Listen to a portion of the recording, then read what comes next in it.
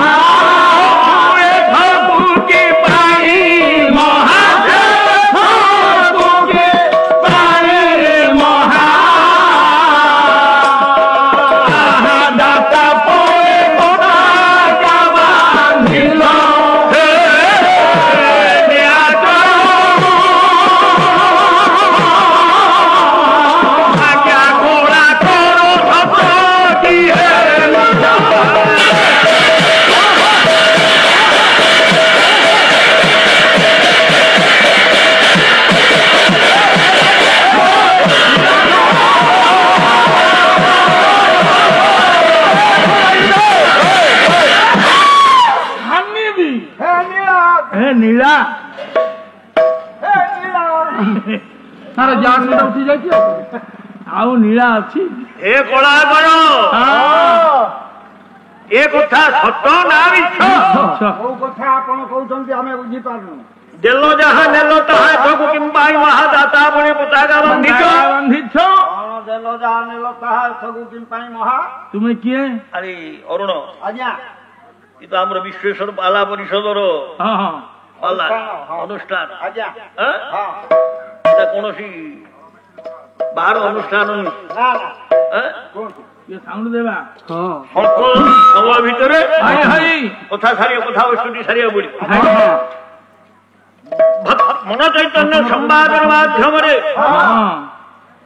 भक्त गला हे नारायण आपण को काहे की डाकेबी आपण जहा देले ता मिलले ये तुमको कहू डाकिया को काहे की डाकू तो जा देलो से आने लखन गोकुल कर धौत गौरांगिंद महत्व गोकुल करे गोपाल कुलर महत्व के गोपांगना तो धौत के सुना सुवर्णा वर्णा जो हमर गोपांगना तांकर महत्व केते बेला गया गोपी माने संध्या समय भाई वस्त्र गुड़ाक यमुना को थई जल क्रीड़ा कर ठाकुर कौन कर आज्ञा अरे लेकिन गोपांगना गुड़ा भी एड़े महती टिके लज्जा ना लुगा गुड़ा थोड़ी उन्नति नहीं गोटा कौतुक रसगोल दिन कृष्ण दास लेखा धीरा धीरा धीरा आज्ञा केशव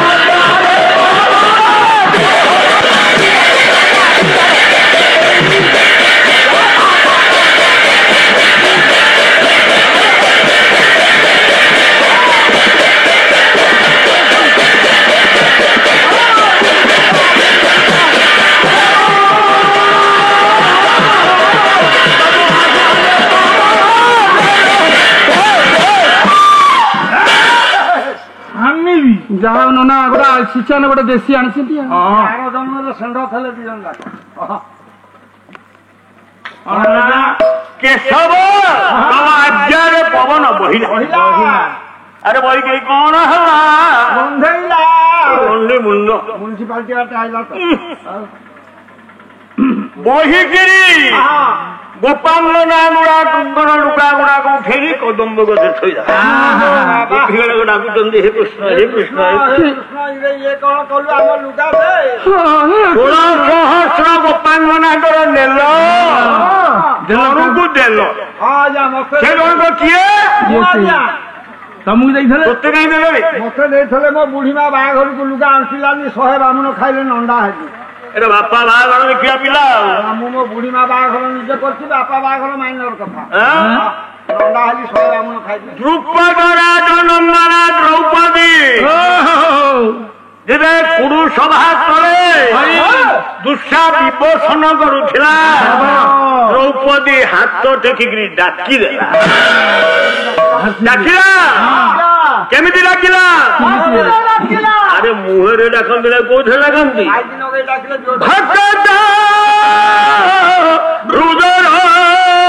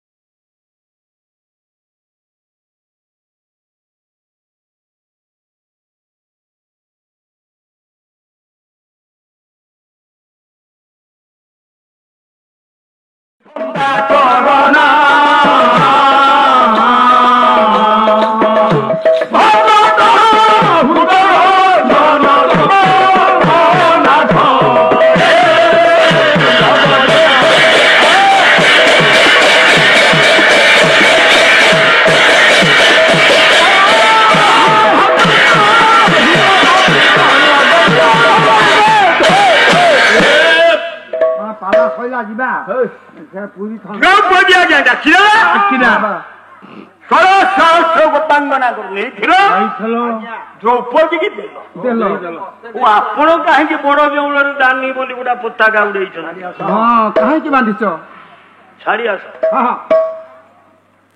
ଏ ତ ପାଲାବାଲାଙ୍କର ଗୋଟେ ପ୍ରକୃତି ଛପାନ ବାଇ ଛପାନ ଆଶୀର୍ବାଦାତ୍ମକ ମଙ୍ଗଳାଚରଣରେ ପଢିବା ତେଣିକି କଣ କଥାବସ୍ତୁ ପାଇବା ସତ୍ୟଂ ବ୍ରହ୍ମି ବିଭୁ ଗଦେ ଜୟ ହରେ ଶମ୍ଭୁ ସମାଜ୍ଞା ପୟ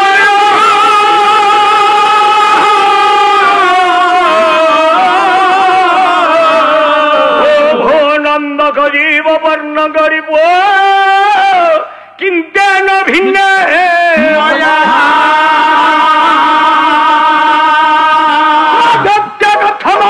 হিরণ্যকশিপু সর্যপ্রভ ব্যস্যবে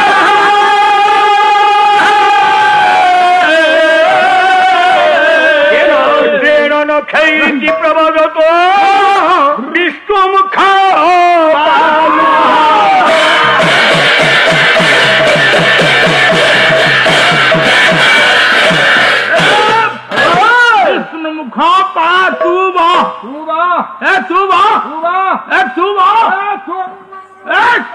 ସେମିତି ନା ମୁଁ ବ ଆରେ ସବୁ ଜାଗା ଭଦ୍ର ଏକାଠି ମୁଁ ଏବେ 8 ଦିନ ତଳେ ଭଦ୍ରକ ଯାଇଥିଲି ଆଉ ତୁ ତାର ଏରା କଣ ହଉଛୁ? ଆଜ୍ଞା ସେ ସକାଳେ ଡାକୁଛି କକେଇ ଏଇଖିଣା କହୁଛି ନମସ୍କ୍ରିୟା ଆଶୀର୍ବାଦ ବସ୍ତୁ ନିର୍ଦ୍ଦେଶ ବାବା ନମସ୍କ୍ରିୟାତ୍ମକ ମଙ୍ଗଳାଚରଣ ଗଲା ପାଠକ ଯୋଉଟା ଆଶୀର୍ବାଦାତ୍ମକ ମଙ୍ଗଳାଚରଣ ତେବେ ଦେଖାଯାଉ କଣ ହଉଛି ଆଜ୍ଞା। ଭଗବାନ ନାରାୟଣ ଲକ୍ଷ୍ୟ କର ତୁମର ସୌଜନ୍ୟ ମଣ୍ଡଳୀ ଭଗବାନ ନାରାୟଣ ତାଙ୍କର ପ୍ରଥମ ସୁଦର୍ଶନ ଚକ୍ର କୌମଦକି ଗଦା 2 ପଞ୍ଚଜନ୍ୟ ଶଙ୍ଖ 3 ନନ୍ଦକ ଖଡ୍ଗ 4 ବାହନ ଗରୁଡ଼ 5 ଆଉ ଆଟି ଫସେଇ ଦେ ଏଇ 5 ଜଣଙ୍କ ଦ୍ୱାରା ପ୍ରଭୁ ସବୁ କାର୍ଯ୍ୟ ନିର୍ବାହ କରନ୍ତି। ପ୍ରକୃତ ଏମାନଙ୍କୁ ସାଙ୍ଗରେ ନ ନେଲେ ପ୍ରଭୁ ପାଇଖିନା ବି ଯାଆନ୍ତି। ଭୟ ଲାଗେ କାଳେ କିଏ ଶତ୍ରୁ ଥବ। ଚକ୍ର ମନରେ ଦିନ ପ୍ରଶ୍ନ ଉଠିଲା ଆଜ୍ଞା କଣ ଆଜ୍ଞା ଆମେ ସବୁ କାମ କରୁଛେ କିନ୍ତୁ ନା ଠାକୁରେ ନଉଛନ୍ତି କଥା ଜାଣିନା କାଳିଆ ବାଇକ ବାଡେଇ ହେଇକିରି ମଲାଣି ଗାୟକ ପୁରସ୍କାର ପାଉଛନ୍ତି। ଏଇ କଥା ଆଜ୍ଞା ଲକ୍ଷ୍ୟ କରି ସୁଦର୍ଶନ କଣ କଲେ କୌମଦକି ଗଦା ଦଣ୍ଡକ ଖଡ୍ଗ ପଞ୍ଚଜନ୍ୟ ଶଙ୍ଖ ବାହନ ଗରୁଡ଼ ଇଏ 4 ଜଣଙ୍କୁ ଡାକିଦେଲେ 5 ପ୍ରଭୁଙ୍କ ଘରେ ବସି ଗୋଟେ ମିଟିଂ କଲେ ପଚାରିଲେ ଜଣଙ୍କୁ ଡାକି ପଞ୍ଚୁଆତି କଲେ ଭାଇ ସୁଦର୍ଶନ ଆମକୁ ଡାକିବାର ଉଦ୍ଦେଶ୍ୟ କଣ ଭାଇ? କାରଣ ଅଛି ଆଲୋଚନା ହବ ଏଠି ବସ ଚାହା ଆସିଲାଣି ଖା ଚାହା ଖାଇ ବସ ମୁଁ ପାନ ମଗଉଛି। ପ୍ରଥମେ କାହା କଥା କହିଲା କଣ କହିଲା? ଶୁଣ ଆମେ ମାନେ ସବୁ କାମ କରୁଛେ କିନ୍ତୁ ଠାକୁର ନାଁ ନେଇଯାଉଛି ପ୍ରଥମେ ତାହା କଥା କହିଲା। ତମେ କଣ କରୁଛ? ଗଣ୍ଡୁକି ନଦୀରେ କୁମ୍ଭୀର କବଳରେ ପଡି ଗଜ ଡାକିଲା ଯଦିଓ ଗଜ ଡାକିଲା ପ୍ରଭୁ ଯାଇଛନ୍ତି ନାଇଁ ନାଇଁ ମୋତେ ପଠେଇଲେ ମୁଁ ଗଲି କୁମ୍ଭୀରକୁ ହାଣିଲି ଗଜକୁ ଉଦ୍ଧାର କଲି ନା ହେଲା ଠାକୁରଙ୍କର ଗଜା ମୋ ନାଁ କୁଆଡେ ଗଲା ମୁଁ ଏତେ କଷ୍ଟ କଲି। ଚକ୍ର କହିବ କେହି କାହା ବିରୁଦ୍ଧରେ କହୁନଥିବେ ଆଜ୍ଞା ବଡ ଲମ୍ବଙ୍କ ବିରୁଦ୍ଧରେ କେହି କେବେ କହିବାକୁ ସାହସ କରିବେନି। ଜଣେ କିଏ କହିଦେଲା ଯାହା ମନରେ ଯାହା ତମ ସେ ବାନ୍ତି କରି ପକେଇବ ଯେତେବେଳେ ଏତିକି କହିଲା ତାପରେ ଠିଆ ହେଲା କୌମଦକି ଗଦା। ଆରେ ଭାଇ ମୁଁ କଣ କାମ କରୁନାହିଁ? କଣ କରୁଛ ତମେ? ଯେତେବେଳେ ମତେ ଡାକୁଛନ୍ତି ଯୁଆଡେ ପଠଉଛନ୍ତି ମୁଁ ଖାଲି ବାଡେଇକିରି ପଦା କହିଲା ମୁଁ ମଧୁ ଆଉ କହିଦବ ବାଡେଇ ବାଡେଇ ମାରିଲି ମୁଁ 108ଟା ଲେଖାଳ ହରେ ମୁରାରେ ମଧୁ କହିଦବ ହରେ ଗୋବିନ୍ଦ ଗଦା ତା କଥା ହୋଇ ବସିଲା। ତାପରେ ଉଠିଲା ନନ୍ଦକ ଖଡ୍ଗ ଭାଇ ତମେ ମାନେ ଯେତେବେଳେ କାମରେ ଥାଅ ଆଉ ଗୋଟେ କିଛି ଆକସ୍ମିକ ପରିସ୍ଥିତି ଦେଖାଦେଲା ମୁଁ ସେ କାମ କଲି। ବର୍ତ୍ତମାନ ଯୋଉଟା ବୁଝାଲି କାମ ମୋ ନାଁ ନାହିଁ ନା ଠାକୁରଙ୍କର ନନ୍ଦକ ତା କଥା କହିସାରିବା ପରେ ତାପରେ ଠିଆ ହେଲା ପଞ୍ଚଜନ୍ୟ ଶଙ୍ଖ। କଣ ଭାଇ ତମେ ମାନେ ସିନା କାମ କର କ୍ଷେତ୍ରକୁ ନବାର ଦାୟିତ୍ୱ ମୋର। କଣ ମୁଁ ହଉଛି ଠାକୁରଙ୍କର ଠାକୁର। ମୁଁ ଯେତେବେଳେ ପ୍ରଭୁ ମୋତେ ମୁହେଁରେ ଧରି ଭୁଁକିରି ଢୁକି ଦିଅ ଯୁଆଡେ ଥାଅ ତମେ ଆସି ପହଞ୍ଚି ଯାଅ ପ୍ରଭୁ ଯାହାକୁ ଯାହା କାମ ବାଣ୍ଟିବାର କଥା ଦିଅନ୍ତି ନିଅନ୍ତି ସେ ତା କଥା କହି ବସିଲା ସିଏ ପ୍ରଭୁ ନା ପଞ୍ଚଜନ୍ୟ ତା କଥା କହିକିରି ବସିଲା ତାପରେ ଠିଆ ହେଲା କୌମଦକି ବାହନ ଗରୁଡ଼। ଭାଇ ତମେ ମାନେ ସିନା କାମ କର କିନ୍ତୁ କ୍ଷେତ୍ରକୁ ନବାର ଦାୟିତ୍ୱ ହେଲା ମୋର। ପ୍ରଭୁ ସିନା ବସିଲେ ଗରୁଡ଼ ପିଠିରେ ଚକ୍ର ଯିବ ଗଦା ଯିବ ସମସ୍ତେ ଯିବେ ମୋ ନାଁ ବି ନାହିଁ। ପ୍ରଭୁଙ୍କ ଘରେ ଆଲୋଚନା ଚାଲିଛି ଅନ୍ତର୍ଯ୍ୟାମୀ ନାରାୟଣ ଜାଣିଲେ କଣ ବାଘ ଘରେ ଆଜି ମିର୍ଗ ନାଟ ହଉଛି ଆଲୋଚନା ମୋରି ଘରେ ମିଟିଂ ଚାଲିଛି ପହଞ୍ଚିଗଲେ ଗର୍ଭ ରଞ୍ଜନ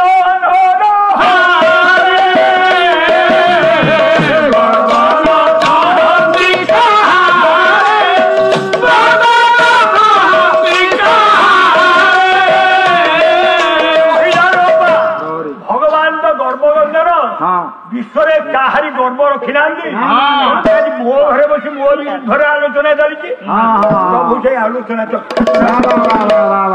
ଠାକୁର ଆସିଲେ ପ୍ରଭୁ ଡାକିଲେ ଚକ୍ର ସୁଦର୍ଶନ ବ୍ରୁହି ବିଭୁ କୌମଦକି ଗଦା ଜୟ ଜୟ ହରେ ପଞ୍ଚଜନ୍ୟ ଶଙ୍ଖ ନା ଶମ୍ଭୁ ସମାଜ ନନ୍ଦକ ଖଡଗ ନା ଜୀବ ପର୍ଣ୍ଣକାରୀବୁ ଗରୁଡ଼ ତାର କଣ କରୁଛ? କଣ କରିବୁ ଆମେ ଆପଣଙ୍କ ଘରେ ବସି ଆପଣଙ୍କ ବିରୁଦ୍ଧରେ ଆଲୋଚନା କରୁଛୁ। ଆପଣ ତ ଡ୍ୟୁଟି ବାଣ୍ଟିଛନ୍ତି ଆମେ ଆଜି ଆସିଲୁଣି ବହୁତ ବେଳୁ ଏଠି ବସିଛୁ ଆପଣଙ୍କ ଆସିବାକୁ ଅପେକ୍ଷା କରୁ। ଆପଣ ଆସି ପହଞ୍ଚିଲେ କାହାକୁ କୁଆଡେ ଡ୍ୟୁଟି ଦେବେ ସେଇ ବିଚାର ଚାଲିଛି। ମୋର ଆଜି ଟିକେ ଆସିବା ଡେରି ହେଇଗଲା। କାହିଁ କଣ ହେଲମେଟ ଚେକିଂ ହଉଥିଲା? ନାଇଁ ମୋ ହେଲମେଟ ଚେକିଂ ଗାଡି ତେଲ ସରିଗଲା ପଙ୍କଚର ହେଲା। ଆରେ ଡେରି ହବାର କାରଣ ବାଟରେ ଆସିଲା ବେଳେ ପୁରା ରାକ୍ଷସକୁ ବଦ୍ଧ କରି ଆସିଛି। ଛୋଟିଆ ମୋଟିଆ ହେଇଥାଉ ମାରିଦେଇଥିଲେ ଆଉ କଣ? କୋଉ ରାକ୍ଷସ କହୁନାହାନ୍ତି? ହିରଣ୍ୟକଶିପୁ ବର୍ତ୍ତମାନ ହିରଣ୍ୟକଶିପୁ ରାକ୍ଷସକୁ ବଦ୍ଧ କରି ଆସିଛି। ଆପଣ ଏ ମିଛ କହିବା କେବେଠୁ ଅଭ୍ୟାସ କଲେଣି? କାହିଁକି? ହିରଣ୍ୟକଶିପୁ ଭଳିଆ ବୀର ଆପଣ ତାକୁ ମାରିଦେଇ ଆସିଲେ ଆମର କାହାରି ଦରକାର ହେଲାନି। ତୁ ଯାଇଥିଲୁ? ନାଇଁ ତ ତୁ ଯାଇଥିଲୁ କୋଉଥିରେ? ସୁଦର୍ଶନ ହଉଛି ଗଦା ମୁହ ବନଉଛି ଗଦା ନନ୍ଦର ମୁହ ବନଉଛି ନନ୍ଦର ଶଙ୍ଖ ମୁହ ବନଉଛି ଶଙ୍ଖ ଗରୁଡ଼ ମୁହ ବନଉଛି। ଆରେ ଯାଇଥିଲୁ ମୁଁ ତ କାହାକୁ ନେଇନି। କାହାକୁ ମାରିଲେ ଆପଣ? କେମିତି ମୁଁ ତ ନେତୃତ୍ୱ ନେଇଛି କିଏ? ସୁଦର୍ଶନ ହାତ ଯୋଡ଼ିକି ଠିଆ ହେଲା। ପ୍ରଭୁ ପ୍ରଭୁ ଆମେ ତ ସମସ୍ତେ ଅଛୁ, ଆମେ ତ କେହି ଯାଇନୁ। କୋଉ ଦବ୍ଦ କଥା ନା ହିରଣ୍ୟକଶିପୁ କେମିତି ମାରିଲେ ତାକୁ? କହିଲେ କିନାସ୍ତ୍ର କୋଉ ଅସ୍ତ୍ରରେ ଆପଣ ହିରଣ୍ୟକଶିପୁକୁ ମାରିଲେ? ନା ନଖେଇ ବୁଝିଗଲି ବୁଝିଗଲି। ଆଜି ଠାକୁରଙ୍କ ମନ୍ଦିରରେ ସନ୍ଧ୍ୟା ବେଳେ ଖଇ ଫୁଡା ହେଇଥିଲା ଭୋଗ। ହିରଣ୍ୟକଶିପୁ ହାବିଳି ଗଲା, ତାକୁ ଖଇ ଡାଲା ଧରେଇ ଦେଲେ।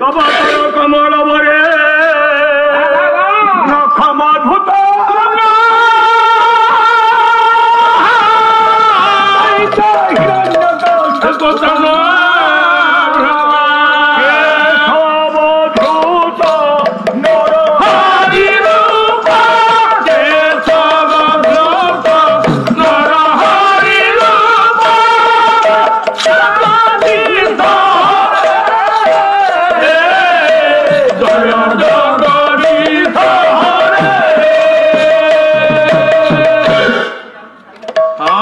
ପାଇଛି ନଖେଇ ରଖ ଦ୍ୱାରା କାହିଁକି ନା ହିରଣ୍ୟକଶିପୁ ପାଇଛି ବ୍ରହ୍ମାଣ୍ଡ ରୂପର। ଜଳରେ ମରିବି ନାହିଁ, ଜଳରେ ମରିବି ନାହିଁ, ଅସ୍ତ୍ରରେ ମରିବି ନାହିଁ, ଶସ୍ତ୍ରରେ ମରିବି ନାହିଁ, ମଣିଷ ହାତରେ ମରିବି ନାହିଁ, ଗୋରୁ ଗାଈ ହାତରେ ମରିବି ନାହିଁ, ମରିବି ନାହିଁ, ରାତିରେ ମରିବି ନାହିଁ, ଘରେ ମରିବି ନାହିଁ, ବାହାରେ ମରିବି ନାହିଁ। ମଲା ମାରିଲେ ତାକୁ କେମିତି ଆଜ୍ଞା? ନିଜ ଜାନୁ ଉପରେ ପକେଇ ଦେଇ ମୁଖ ଦ୍ୱାରା ହିରଣ୍ୟ ବିଷ୍ଣୁ ମୁଖ ପ୍ରଭୁଙ୍କ ମୁହଁରୁ ଏ କଥାକୁ ଶୁଣି 5 ଜଣ ଯାକ ମୁହଁ ତଳକୁ କରିକି ବସିଗଲେ। ସେଇ ଠାକୁର ସେ ଯୋଉ ଶଙ୍ଖ ଚକ୍ର ଗଦା ପଦ୍ମଧାରୀ ଅତ୍ରାବସର ବସ୍ତିତା ବାଳ ବୁଦ୍ଧ ତଥା ଆମର ସମସ୍ତ ପାଳାଚାର୍ଯ୍ୟ ମାନଙ୍କର ସଙ୍ଗୀତ ଗାୟକ ମାନଙ୍କର ଆଉ ଏ ଅନୁଷ୍ଠାନର କର୍ମକର୍ତ୍ତା ମାନଙ୍କର ଗ୍ରାମର ମଙ୍ଗଳ ବିଧାନ କରନ୍ତୁ। ବିଶ୍ବେଶ୍ୱର ପାଲା ପରିଷଦର ଉତ୍ତରତର ଉନ୍ନତି ହଉ ବୋଲି ଆନନ୍ଦ ଦର୍ଶକ ବନ୍ଧୁ, ଆପଣମାନଙ୍କୁ ଆମ କାର୍ଯ୍ୟକ୍ରମଟି କେମିତି ଲାଗିଲା? ଆଶା କରୁଛି ନିଶ୍ଚିନ୍ତ ଭାବେ ଭଲ ଲାଗିଥିବ। ଆହୁରି ନୂଆ ନୂଆ କାର୍ଯ୍ୟକ୍ରମ ଦେଖିବା ପାଇଁ ଆପଣମାନେ ଆମ ଚ୍ୟାନେଲକୁ ଲାଇକ୍ ଆଉ ସେୟାର କରନ୍ତୁ। ଆଜ୍ଞା ହଁ, ସବସ୍କ୍ରାଇବ୍ କରିବା ପାଇଁ ଭୁଲିବେ ନାହିଁ। ରହୁଛି, ନମସ୍କାର।